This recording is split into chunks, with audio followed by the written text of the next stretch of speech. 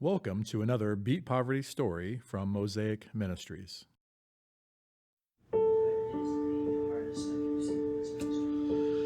Yeah, so you don't get into ministry because you want life to be sunshine and rainbows. You get into ministry because you feel like God's calling you, first of all, and you feel like you can make a difference in people's lives.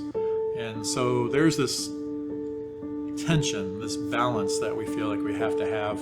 The tension is, if I get so jaded that problems never bother me, I'm really no good to anybody. On the other hand, if I get so emotionally wrapped up and so easily devastated by every gut-wrenching situation that we encounter, we're no good to anybody. And so we try to schedule frequent time away, try to refresh ourselves. I try to find people that I can have in my life that it's not about urban ministry. Last month, Kelly and I were on a quickie vacation, 4 days in West Michigan, and the second day, it was a beautiful day, and she said, look, no pregnant teens, nobody smoking pot, and no domestic violence. It's a good day. And so we try to give ourselves those times away, but I don't want to get in either extreme. And so there's a few things that really bother me, and if they stop bothering me, then it's time for me to get out of ministry or to get some time away. We had a girl that was 5 years of age, and it looked like she had ADD, attention deficit disorder, ADD. So they sent her off to testing, and it came back that the girl didn't have ADD. She had an STD.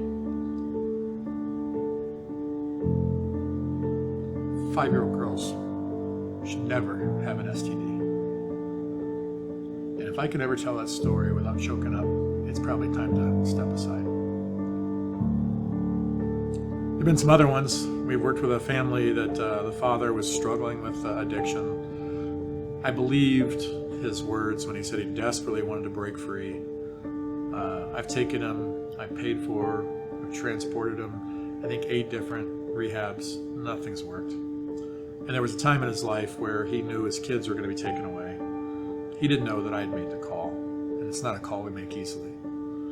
We got the family to let the kids go stay with some friends of ours for a weekend to give the parents some break. The mother of the friends called me crying, said, I just got this little boy, 5 years of age, into the bathtub, and she said, David, there are cigarette burns all over his chest and back. I don't know that parents made those cigarette burns, but make them or allowing them, either one, you can't be a parent if you're going to use your kid as an ashtray. And so we called CSB.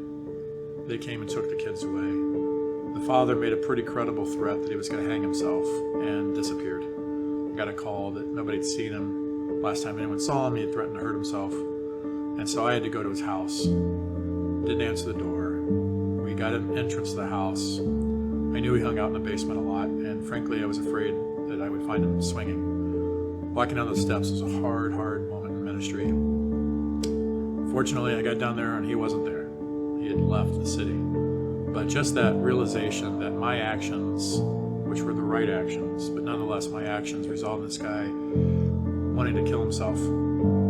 Hard day in ministry. I think the last story I would tell is we had a guy who's verifiably crazy. He's got all kinds of problems. He came into our church about 3 years ago on a Sunday night. We do Sunday night services, and had a big radio about this big and a big handle on it, big speakers on either end. He came into service with it, and he started plugging it in and then turning up static. It'd be one thing if he was turning up some radio station, but he turned on static and would turn the volume up as I'm trying to lead service. And so 3 times I had to ask him, could you please turn the radio off?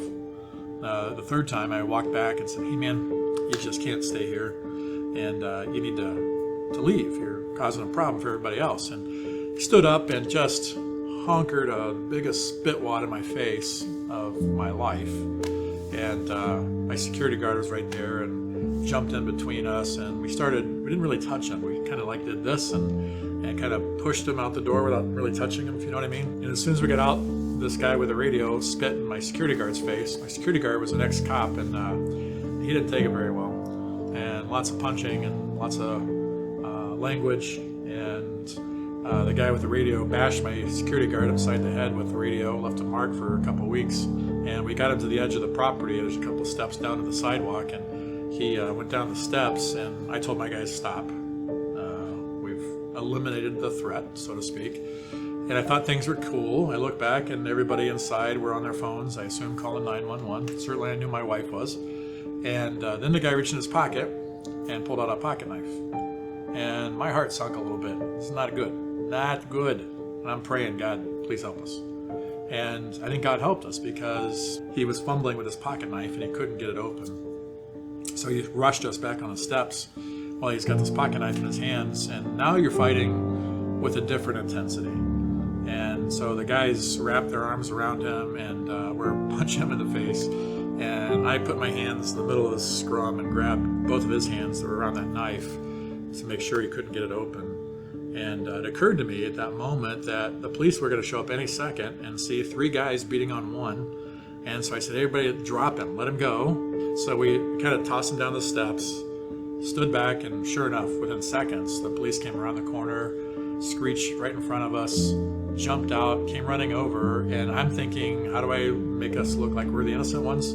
But as soon as he saw the cops, our friend with the radio got up and spit in their face, so removing all doubt. And they handcuffed him and treated him kind of roughly. We definitely pursued prosecution with him, and our local prosecutor made a decision not to pursue it. I was very upset, and she gave me a chance to talk to the judge, and I expressed my frustration. Not that we wanted retribution, we didn't want him punished in the sense of just punished. We really wanted him to get help, some mandated help, but our legal system, being imperfect as it is, they cut him loose with the strict orders that he never enter our premises or step on our property again. I see him once or twice a month, walking up down the street, and it's always a little tense for me, but that was definitely one of the harder days in ministry. If you are moved by the story and want to help beat poverty, you can either donate directly or offer to volunteer at our website, www.beatpovertytoledo.com. Also, we would greatly appreciate if you would follow us and subscribe to our Facebook and YouTube channel by searching for Mosaic Ministries of South Toledo. Finally, we invite you to come take a tour of our project building and operations by clicking the Take a Tour button on the website.